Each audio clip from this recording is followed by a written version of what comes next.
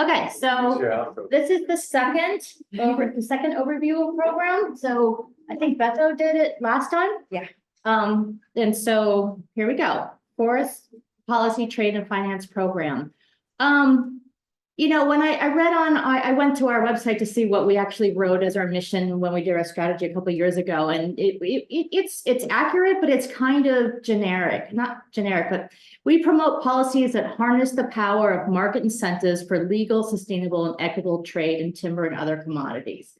But I also think that a lot of Forest Trends does that, not just our program. A key word here is legal, but I think I'm going to just divert a little bit and talk about how we are really careful to look at where do the supply side policies match up with demand side policies. So we could work all we want on improving forest governance in critical forest countries, but it's always going to be undermined by cheap, illegal, unsustainable forest and agricultural products that are driving deforestation. So we really are trying to work with where is the nexus between what people are doing on the supply side in the producer countries and what are consumers demanding, but actually we're working with consumer governments. So on the supply side, we are really trying to focus our research on things that will link up to this dialogue on what markets want.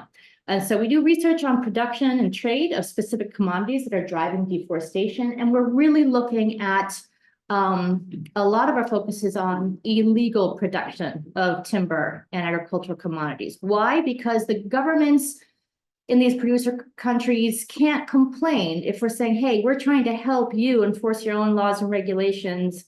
We're not trying to put on some sort of a colonialist attitude, you shall not cut down your forests anymore. So we have found that for our program, working on this with the legality standard really helps us with our dialogue with governments. When you're talking on the flip side, when you're talking about from the supply side, if you are the government of the US and you go to China and you're going to a country in Africa and you're going to say you need to stop cutting down your forests, they're going to laugh at you and say, well, you cut down your forests and now you're telling us not to. But if the government of the US goes to Gabon and says, we want to help you ensure that your forests are managed legally, these are your laws, you define the laws, we're just trying to help you by with some import regulations, governments can't complain. So, so we really try to focus a lot on where is there a lack of understanding in these commodity chains. So who's involved in these supply chains? What are the pockets of resistance to reforms and who are likely the champions of reform? We're increasingly looking at the role of corruption. It doesn't matter if you've got tons of great champions, if you've got vested interests who are incredibly wealthy, you really need to stop the corruption. It's sort of underlying everything. It will undermine everything. And then we work with policymakers. We have been training local communities, smallholders, ethnic organizations in Myanmar, trade associations around the world in both the producer and the consumer countries. And so I already talked about the demand side. And one thing that we learned early on is that consumers are not necessarily putting their money where their mouth is, sort of. They say they want environmentally conscious goods, but if it's more expensive, they're not likely to buy them. So in the early days, some companies decided that, well, even if the consumer is not going to pay for it, we're going to do it as a matter of company policy. That only went so far. Then starting in the 2010s, Europe, the US started putting into place import regulations, which made it illegal to import wood products that were harvested in violation of the producer country's own laws and regulations. So we've been focusing a lot on those regulatory processes. I talked about how the illegal markets undermine anything you want to do with legal markets, legal or sustainable markets, and that includes markets for ecosystem services. You can't start a market for carbon if it's just going to be more profitable to illegally take out the trees for free. So this is the size of the retail value of illegal logging. This is a report by probably UNODC, 52 billion. This is in 1 year, $52 billion of illegal wood. And then you look at wildlife trade, another $5 to $23 billion. So that's what's undercutting all sorts of good markets. So we have to shut that down. this is a new graphic that we have made. If you look here, this is where you're really trying to balance like what's going on in the country with what can a consumer market do for you. In this case, there is not, this is an example of Kenya. There isn't a lot that consumer countries can do to help stop deforestation caused by their purchasing power. Here, cattle, the little cow over right there, is the largest contributor to deforestation in Kenya. But like 0% of those cow products are being exported. Yeah. There is nothing that I can do here in the US by curtailing my demand for Kenyan cows. It's not going to do anything for deforestation. But tea over there is in the high, a lot of it is exported, almost 100% of it is exported to the UK. Unfortunate, in this example, tea is not contributing to a lot of deforestation in Kenya. So what we are looking for, we're going to create a series of these charts. We're looking for commodities that are going to be in the right-hand upper corner, which are contributing to deforestation and are also being exported. Mm-hmm. So in Brazil, you'll probably have soy is going to be in there. So those are our sort of our sweet spots. Mm-hmm. But if you want to stop deforestation in Kenya, you're going to have to deal with cows in-country policies and in-country stakeholders.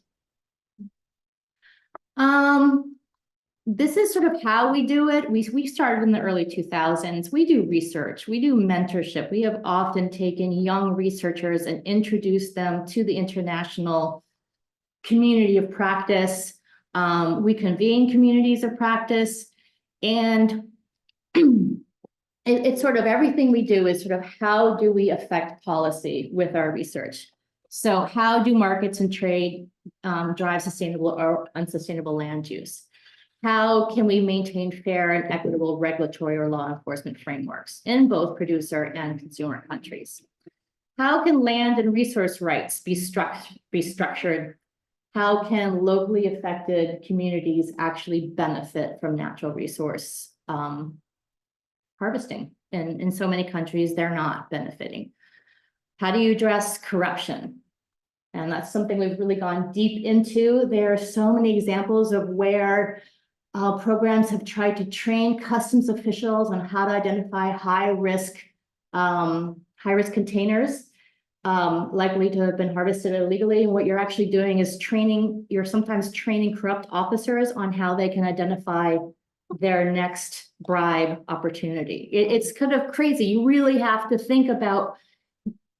So Paul, who is from UNODC in Peru, he's going to the donors. What we really need is we need money to pay informants. We need money for this. And the donor's like, no, we want training. And he's like, no, I mean, when you address corruption, it's a different beast. And Art Blundell is one of our core people on corruption. Like, how do you address corruption? It has to be through political will. There has to be an uprising of people saying we will no longer stand for this. How do you get people to uprise like that? It has to be through transparent information. So sometimes you can put systems in place where, the US government has e-government, there's filings, even like the US has I'm just trying to think, they're just as transparent things are by manner of law. You have to sort of record how much certain people get paid for their jobs, things like that. And sometimes it's reports like Forest Trends or EIA, which make things transparent and people realize how much corruption's going on. And then we support civil society that drive that demand. We also have sort of entered into a little bit of niche where we have in Liberia and Myanmar looked at how are natural resource revenues contributing to armed conflict. So you may have heard the word blood diamonds, there's conflict timber, same idea. And then how do you get out of a post-conflict situation where usually by donors, the IMF, the World Bank, they want desperately to sort of restart the economy. And so they immediately try to go to natural resources to restart the economy, get the forest sector up and going, to earn money, to earn export earnings. But if they don't have the regulatory environment in place, it's just a recipe for more disaster. What does success look like? I kind of cherry picked some of the kind of cooler things that have actually happened because of our reports. This is a European Anti-Fraud Office open investigation after our research showed that there were inconsistencies between member states and how they were enforcing the EU timber regulation. We did some outreach to the US government when the Indonesia government wanted to roll back some of their forest policies. And our push sort of gave the talking points to the US government to go to the Ministry of Ministries in Indonesia. I think the Europeans joined in and they canceled that proposed regulatory rollback. Now, I'm not going to say it was only Forest Trans that did this. Often there are others working there, but we were in that. We're often told that our meetings have supported U.S. Department of Justice investigations and prosecutions under the U.S. Lacey Act, but it's usually 5 to 10 years after the investigation that they tell us that, because they cannot tell us anything during investigation. So I just 2 weeks ago, Department of Justice said, oh, I just had a phone call with that person you introduced me to at the latest tree meeting. Now I have the information I need. And I'm like, tell me more. I don't know what country it is. I don't know what case it is. I don't know anything about it, but I got feedback that somehow we know. We have U.S. Department of Treasury, the work we do on sanctions on timber coming out of Myanmar. We're all in line with our recommendations, and U.S. Department of State told us that they were influenced by our work. In our research in 2019, we made transparent that $2 billion was missing from the Myanmar Timber Enterprise bank accounts. There was no public accounting of where it had gone. And before the coup, that kind of accounting is no longer allowed. They're probably doing it some other way, but not that way anymore. And our forensic accounting in Liberia's collection of revenues from logging concessions that's supposed to go to benefit local communities was not happening. And our research triggered civil society to go out and demonstrate, and they ended up, they didn't get all their money, but they got several $1 million, which is better than nothing. So who are we? We have a small core team here at headquarters. Sarah's here, Anya's here, but we've always had a larger group of people who are sort of our network, long-term collaborators. Sun Chufang has been working with us in China since forever. Art Blundell works on so many different things from Myanmar, Liberia, and Papua New Guinea, but also conflict resources, corruption, or he does our illegal deforestation analysis. He is also working with other programs here at Forest Trans. We have 2 leads in Myanmar. We have Kin and Etiwa. Kevin Woods has been a long-term collaborator. I tried to put Michael Richards. He's been working with us off and on for more than 15 years on many things. He's now working with us on dashboards. I'll show you the dashboards in a minute. And then our strongest cross collaboration with other Forest Trans programs. So right now, I'm really excited that we're trying to do some small seed funding to do small bits of work in Peru in the hopes that that will generate sort of, will show prospective donors that we have done work in this area and that we are capable of doing more. So that will be an interesting one that I want to develop in the next year. And then the Vietnam team is, you know, they have a well-established team that's been working on forest governance, markets, and trade for eons. They used to be part of FPTF, and now they're their own Vietnam team. So would love to talk. We can talk with EM when supply chains gets going. There might be more collaboration there. And because sometimes just talking in generalities doesn't give people sort of an idea of what we actually do, I'm just going to run through some recent reports. India is a big concern. So India is a growing economy. They love fancy hardwood forests, tropical forests for their fancy furniture. They want to export more of it. So we took a look at where is India importing their timber from. And if you see here in the sort of orange, red, and black is where their high-risk timber is coming from conflict countries like Myanmar and other high-risk sort of low governance forest countries. So they are importing a lot of endangered species, and where are they increasingly exporting it to the US and to Europe.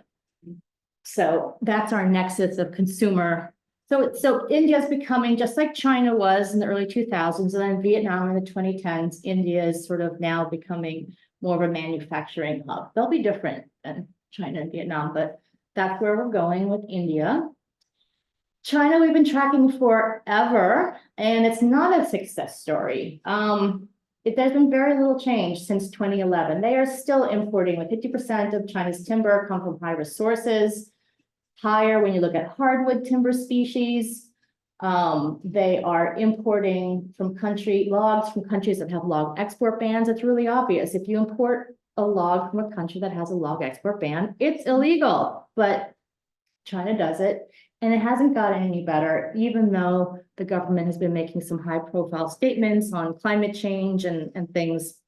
So it's a little bit frustrating. We've had sort of minor successes in China throughout the years, but in the big picture of things, China is not very responsive, and it's been getting harder to work there.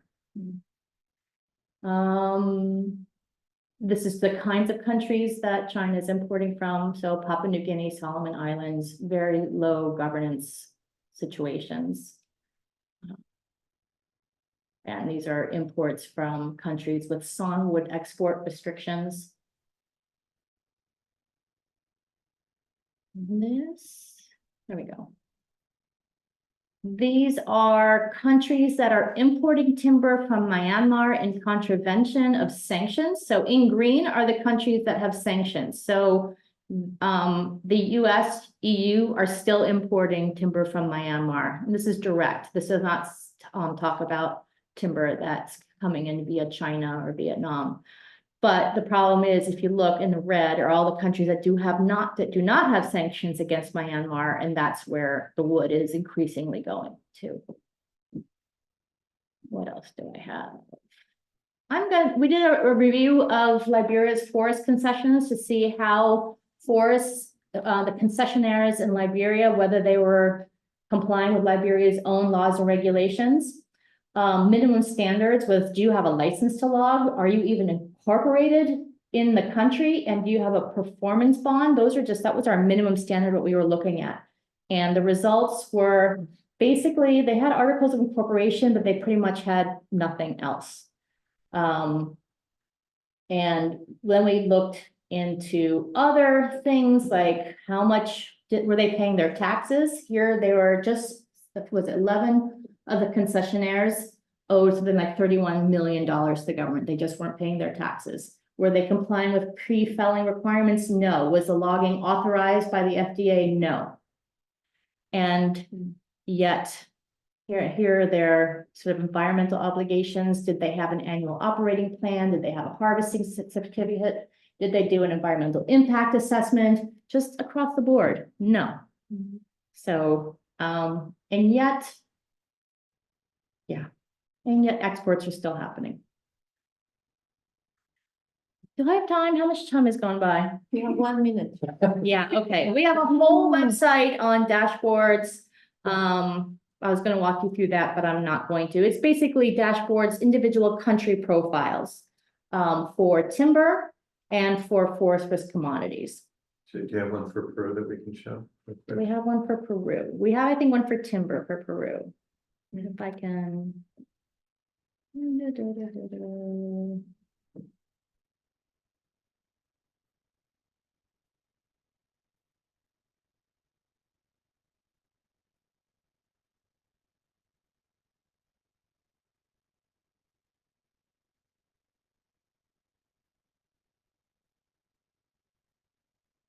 Okay, this is the website, and you click on the country.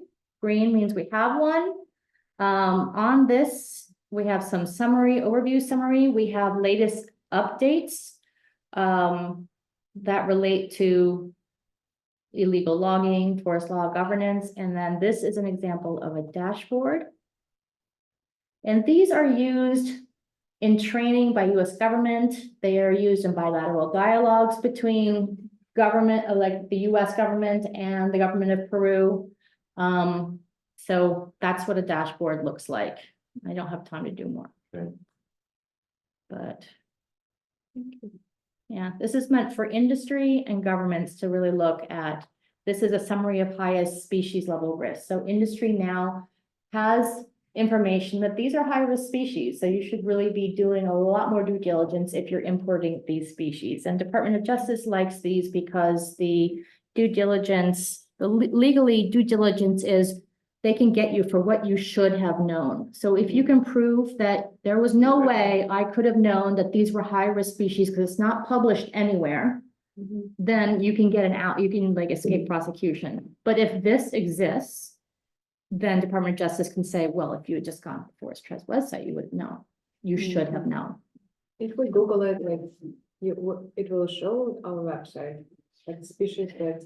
You know, sometimes I've done a little Googling, like Yeah. depending on an industry and like, Yeah. okay, what are high-risk species? I Yeah. should probably do that again. We should probably all be Good doing that exercise, for yeah. all of our Yeah. publications. Like if I want to know something in Good Brazil related to, Becca's program, do we come up as number one? Does like Chad have SEO expertise or people in his network that could help with that? I think so. It also depends on, some of the keywords that we use when we make a publication page. Mhm. And there are certain things we can do on the back end of the website to like tag certain terms so that that product is more likely to come up if someone's searching for it. Yeah, But yes, there's more we could do. but now actually we should be thinking about AI searches. That too. Rather than just saying like Peru, high-risk species, if like somebody is gonna say, they ask AI like a question, a whole question, or like, give me Yeah, 5 yeah. reasons why Peru is high risk. Mhm. We want our answers to come in there, and I actually don't know if keyword searches would I have no idea. do that for AI. There are people that do though. There are Yeah. people that do, yeah, Yeah, If you can find, they can help us with that. yeah, yeah. but I'm just wondering. Yeah, if I we was gonna help say, with like, that. we do want our stuff to come up as the answer, but we also want credit for it, which is the problem with AI Right. searching. Which is AI it- is bad at giving credit, yeah. Yeah. Maybe one, because I Anyway. think time is up, maybe one comment to think about the kind of the tapestry of our programs or our initiatives, is what we call them. And when we started Forest Trends, as Kerstin was saying, the vision was, can we create these emerging markets around ecosystem services, carbon, water, biodiversity, to give forests more value, which is really exciting. And at the same time we started that, there was this tragic event in China where they had massive flooding and a lot of people died, thousands. So what they decided to do, the Chinese, was they're going to close down their own forests, which was a big thing, and they were going to become an importer of. And literally overnight, what used to be, wood going into Italy and Japan and the US, it all went to China. And of course, as Kerstin was saying, they'll buy from anywhere for the cheapest price. So what she was saying was, for markets to work, you have to have a climate of legality for these things to function. And if illegal deforestation was happening as it was starting to happen in China in the 2000s and now continuing, it makes it very hard for us to bring in these other kinds of solutions to that equation. So you need to work both sides of the aisle in a sense to make this work. Or it's like a carrot and a stick. You want to have a carrot for Which new is- markets, new exciting, innovative Yeah. markets, And then this. but you have to have a stick for those who are the worst actors who are undermining that.